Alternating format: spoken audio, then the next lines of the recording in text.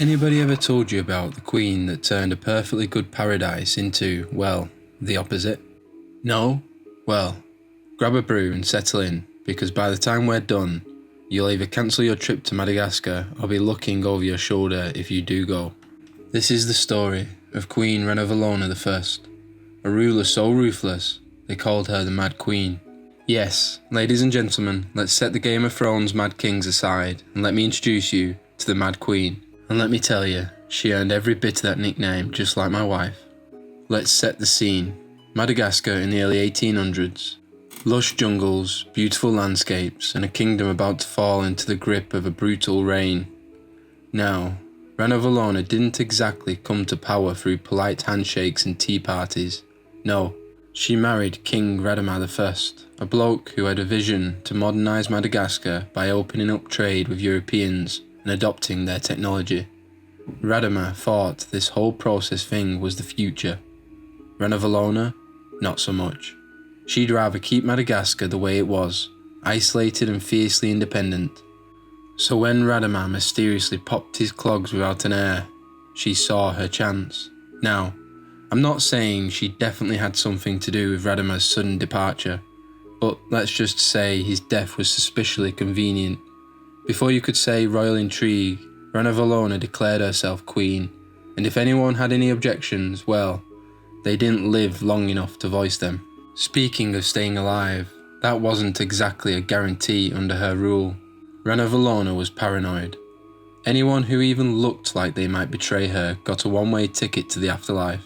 Her favourite method of dealing with her enemies? A little thing called the Tangina ordeal.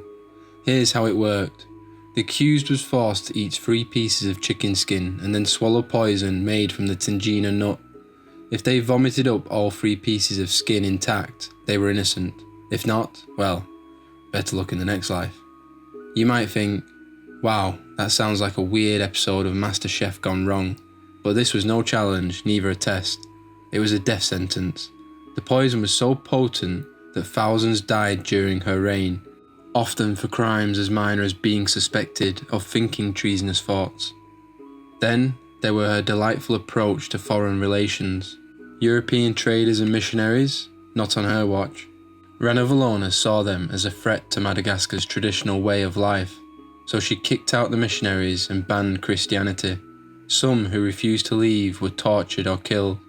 One first-hand account comes from a British missionary named James Cameron. No, not the bloke who directed Titanic, although I'm sure he has a script pending for it, turning it into an epic disastrous romance.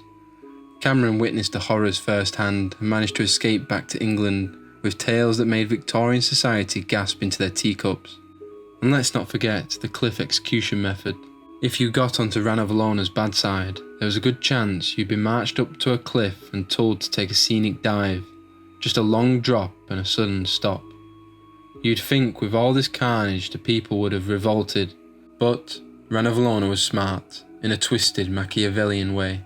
She kept the nobility in check by doling out rewards to those who stayed loyal and making horrifying examples of those who didn't. Fear was her currency, and business was booming. But here's the wild part. Despite all the madness, she actually managed to keep Madagascar independent. While other African nations were being colonised left, right and centre, Ranavalona held off European powers with sheer brutality and cunning. It's almost like she said, if you want this island, you'll have to go through me. Get these 3 pieces of chicken skin down you and then take a left off that cliff on your way out.